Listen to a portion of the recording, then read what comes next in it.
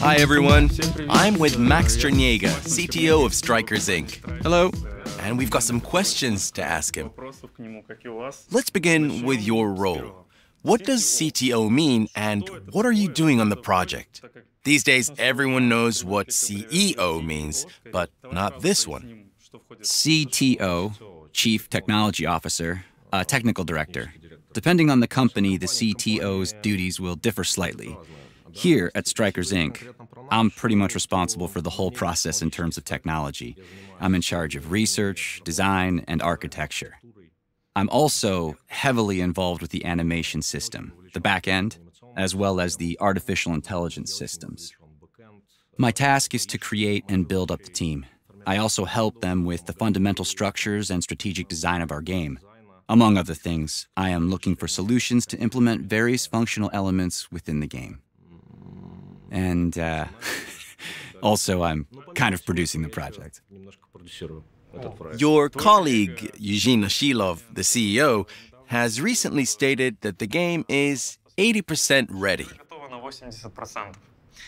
Obviously, 80% sounds nice, but everyone's eager to know about the remaining 20%. I mean, can you tell us which aspects of the game are still being developed? When we were working on the 80%, we knew we should cover the whole game. We had to do absolutely everything. We planned every single mechanic so that the game would function the way we needed. It covers everything from sliding tackles and challenges to feints and collisions. Everything, you name it. But to make all these elements work properly, we need time. We need time to add variability and fine-tune every aspect of the game, and these take lots of time and effort. So we implemented all the mechanics, and now we're working on getting each of them up to the production quality that we are happy with. We have to fix bugs and polish and refine the game. It all takes time.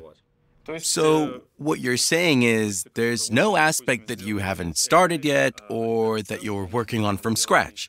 It's more about fixing a few issues and fine-tuning the elements that are basically ready. Is that it? Right. And then there's cutscenes.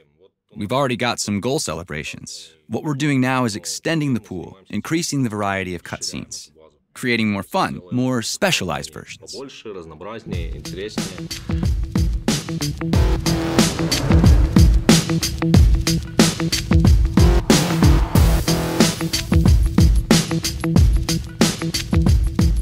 Hi, Italia.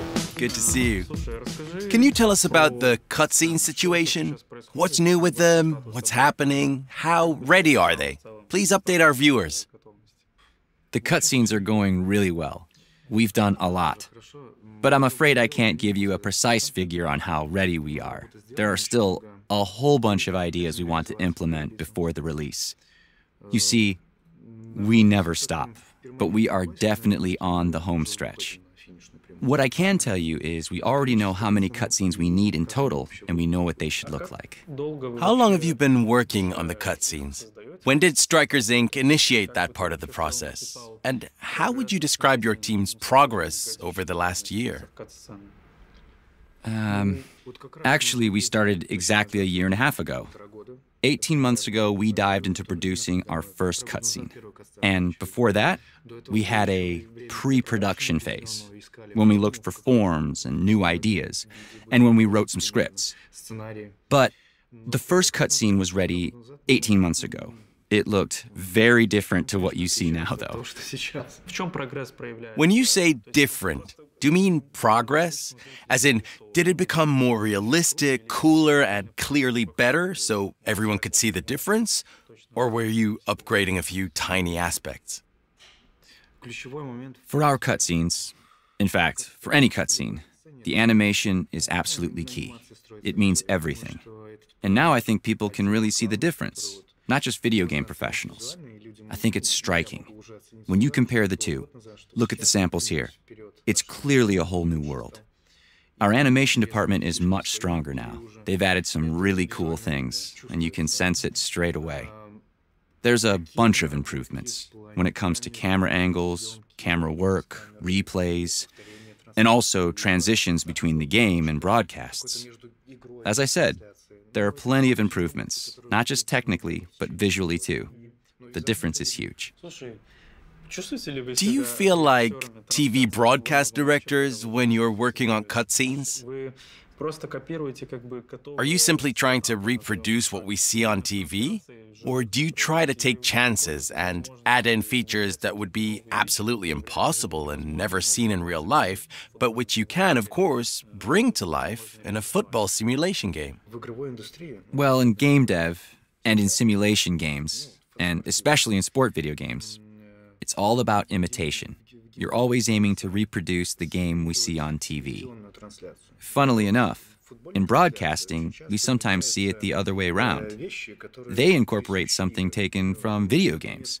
For example, a true view camera that emulates a first-person view out there on the pitch, or a spider cam flying over the stadium, and so on and so on. We aim to create something that is as close to broadcast as possible, because we know, the fact is, everyone who watches real football, either in the stadium or on the TV, when they're watching our cutscenes, they can instinctively tell, almost immediately, whether or not it's accurate and true to life. And it's not just about the emotions that show in our animation. A player can sense it immediately. We all know that they can feel whether it's football or it isn't. You're never going to fool them. As we all know, players often skip cutscenes. You don't want players to skip your work, obviously. So, any magic ingredients? It goes without saying that we'd love to hook every player, so they will slow down for a moment and watch the scene to the end. Gameplay is obviously the essence of the game. A person normally wants to skip through and continue the gaming process, especially if they concede a goal and want to pull one back immediately. But I like to think there are people who take the time to watch and enjoy all the cutscenes, and they appreciate the effort. We definitely do it for them, first and foremost. To create fun, we always try to provide a player with the greatest variety of videos we can. I can't give numbers right now, but there are lots of them. Our game designer wrote a whole bunch of scripts, so every cutscene will match the exact situation, the precise context, as well as the context of the whole game. And I'm not just talking about goal celebrations. There are reactions, offsides, corners, and build-ups.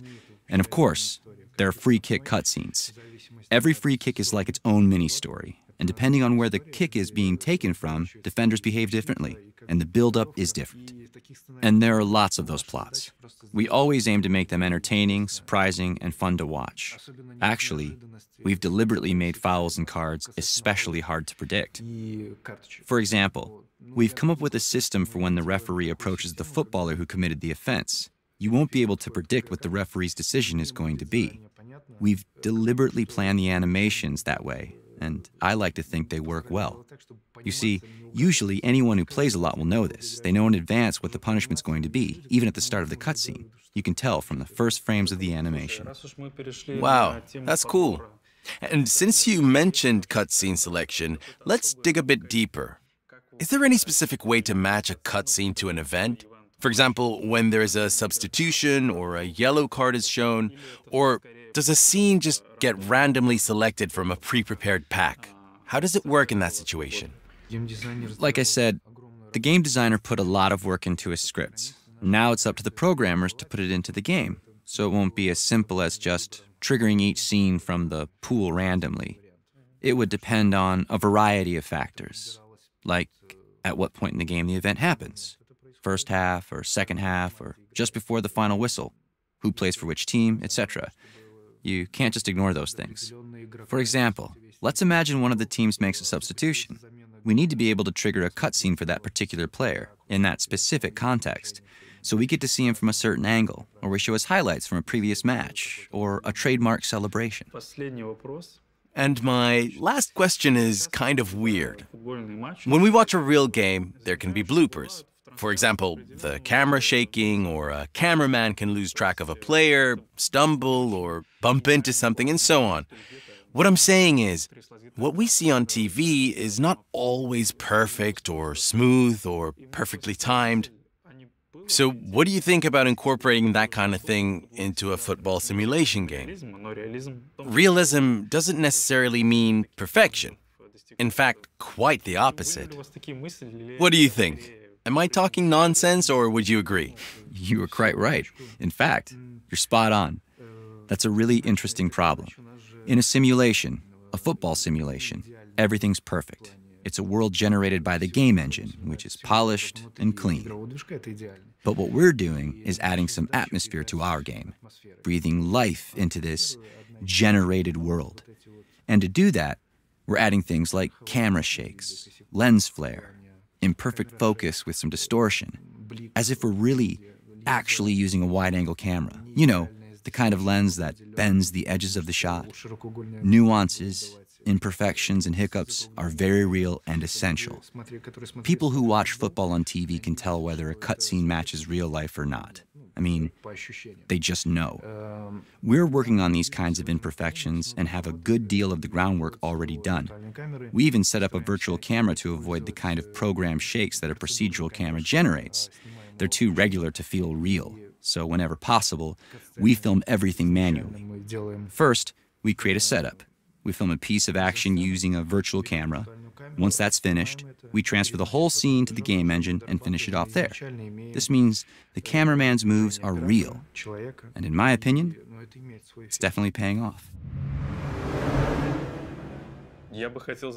Let's talk about artificial intelligence, and in particular, AI assist.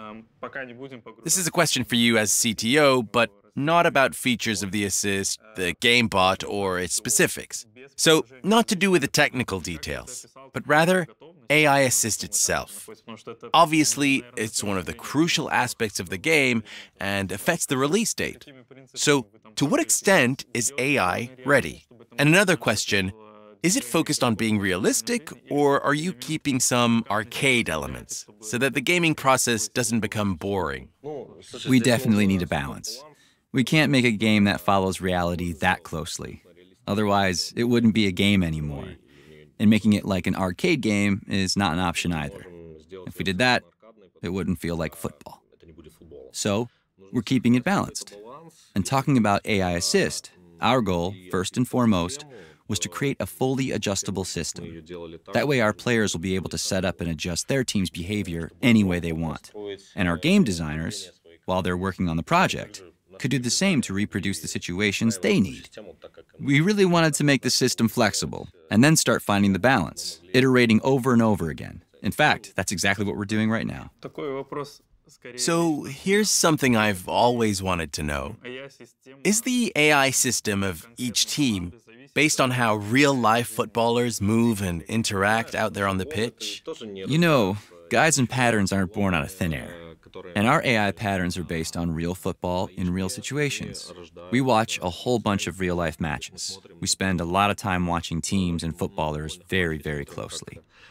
Obviously, every football manager does their stuff differently, and their teams play differently too, with different tactics depending on the match situation. We take all this into account when we're working to find the patterns. But I can't say that in our game there are special tactics for particular real-life teams. Anyway, what I am saying is a player has all the tools possible to set up a team however they want. What I mean is, if a player wants to fine-tune their game world team to recreate their favorite real-world club, I believe they can. That's cool.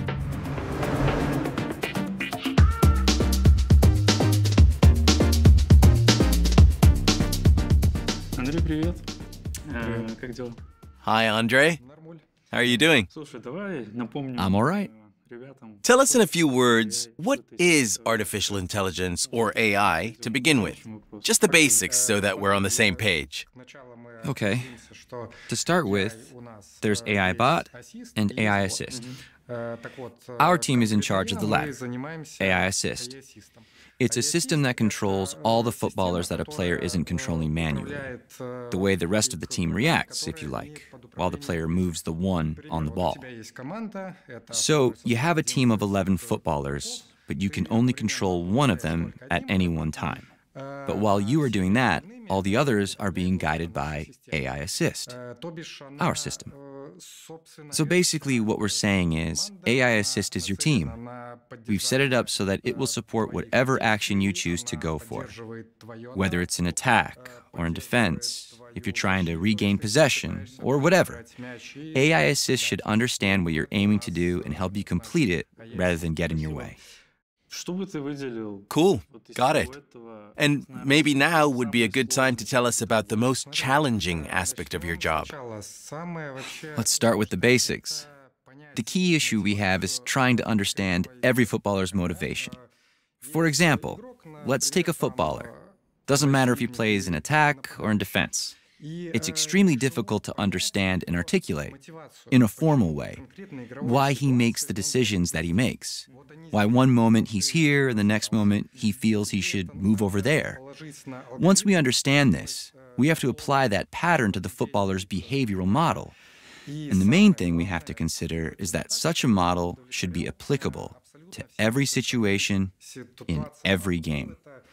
So, let's face it, football is a fantastic, highly dynamic, and fast game. A game where everything can change in a blink of an eye. Here's a real example for you. Let's say we're working on a particular feature and we need to implement a footballer's positioning while they're passing the ball. We have guys in our team who played professional football, and we approach them. After all, they know the drill from the inside. We describe the situation, the context to them. We say, here's the ball, here are your teammates, you're here and the opponents are here, here, and over there. And we give them more detail about things like formation, their role, everything, and then ask them, what would you do? The thing is, guys who play football professionally intuitively know where they ought to be and move there. It's when you ask them to explain why that the hard work begins.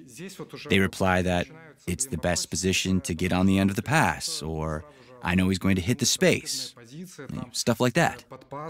So, that's the tough bit. I have to come up with an algorithm of how to find this abstract best position. Is it being a particular distance from their teammate, a particular distance from their opponent, the best pass trajectory, their current position on the pitch, whatever.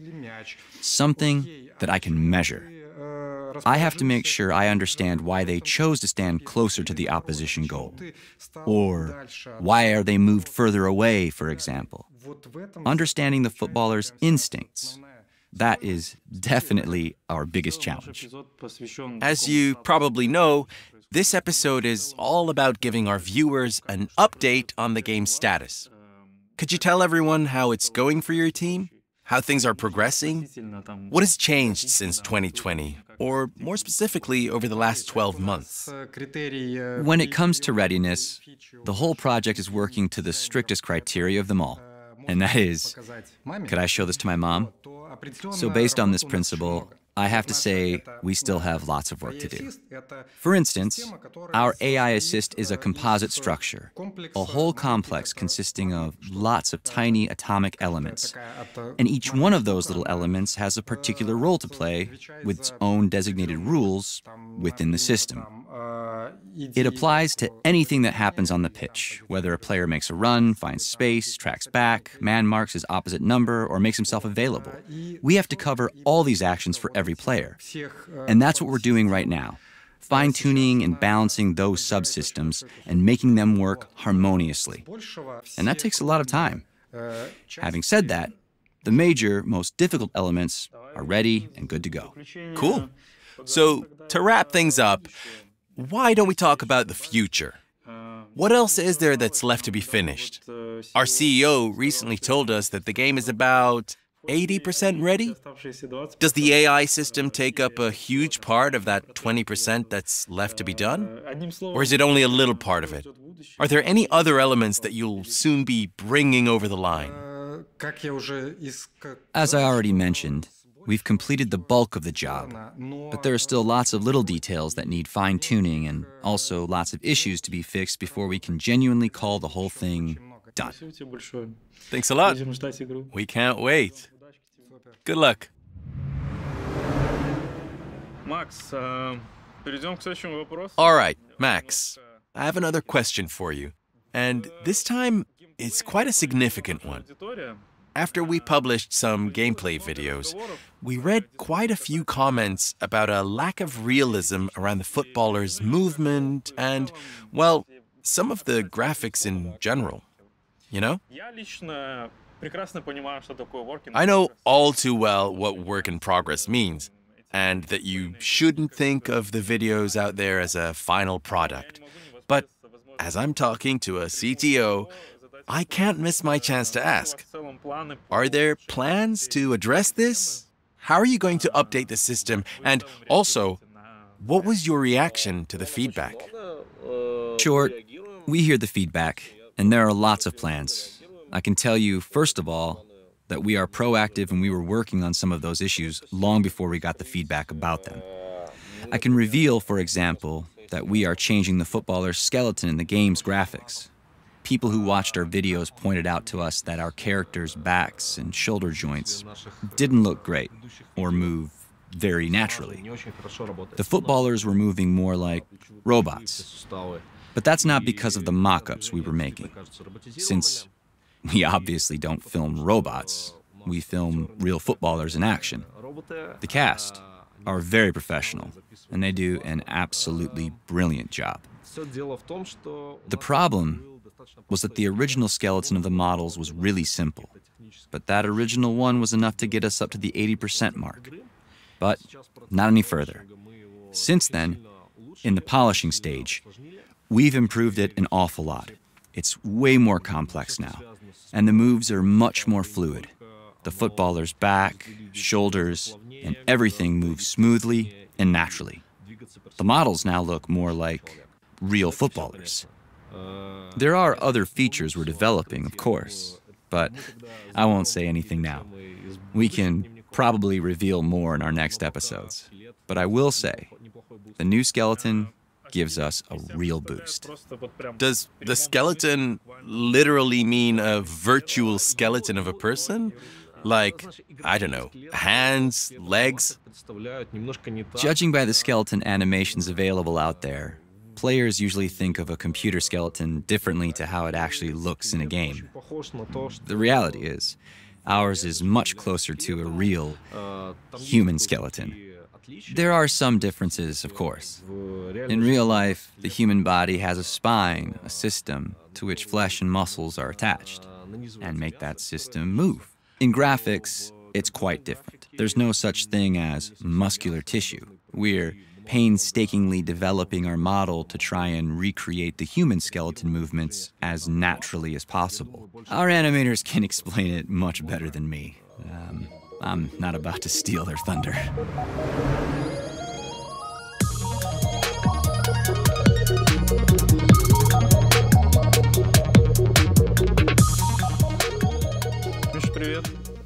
Hi, Misha.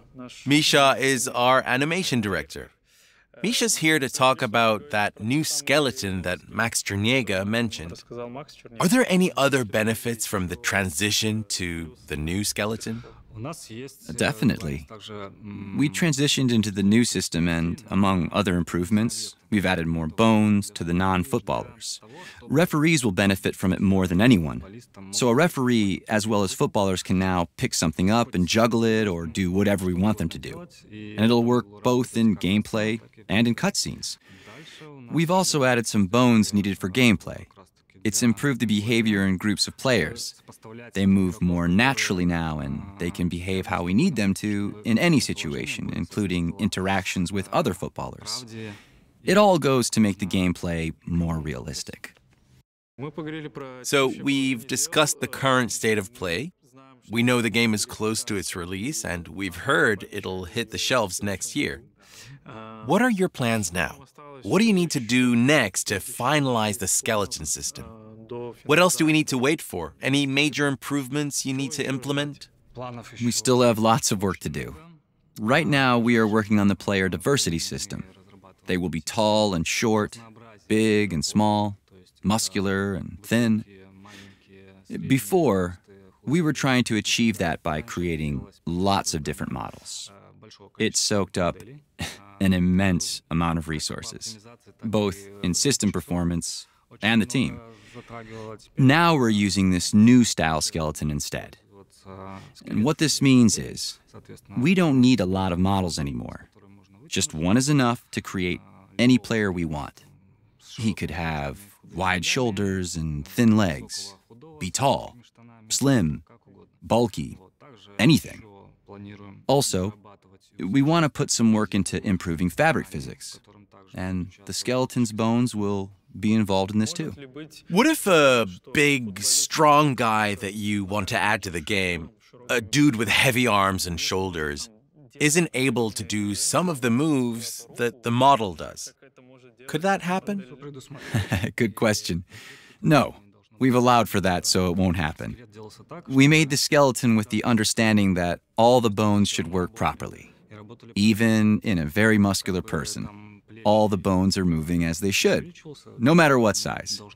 So neither the size nor body shape will affect this. So, to conclude, the skeleton is ready, right? Or not? And if not, how much longer do you need to finish the skeleton system? I would say the skeleton is ready, yes. We need to fix a couple of animation issues that appeared when we switched from the previous system. And we also need to make some finishing touches. But overall, I'd say it's about 80% ready. Thanks a lot. Двигаемся дальше.